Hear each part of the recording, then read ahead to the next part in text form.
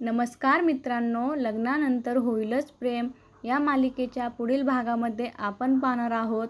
मानिनी कॅफेमध्ये पोहोचलेली असते तर सुनीता म्हणते की तुझी सून खूपच आतल्या गाठीची आहे.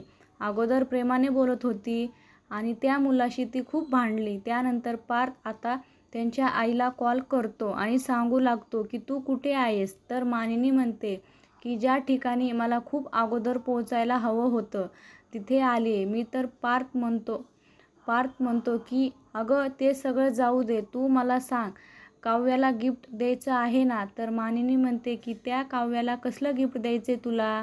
पार्थ म्हणतो की अगं नवरात्र येते ना, तर 9 रंगाच्या मला तिला साड्या गिफ्ट करायच्या आहेत.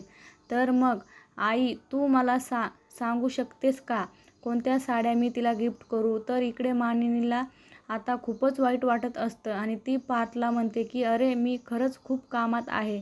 तर पार्थ म्हणतो की ठीक आहे आई, तुझं काम झाल्यावर मला फोन कर. तर इकडे कॅफेमध्ये मानिनी आता ढसाढसा रडू लागते.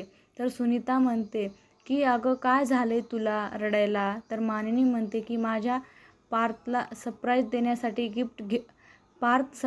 देण्यासाठी गिफ्ट घेतोय आणि ही मुलगी तर त्या बॉयफ्रेंडसोबत फिरते. या मालिकेचे सर्व अपडेट्स पाहण्यासाठी आमच्या चॅनलला लाईक करा, सबस्क्राईब करा आणि शेअर करायला विसरू नका. धन्यवाद.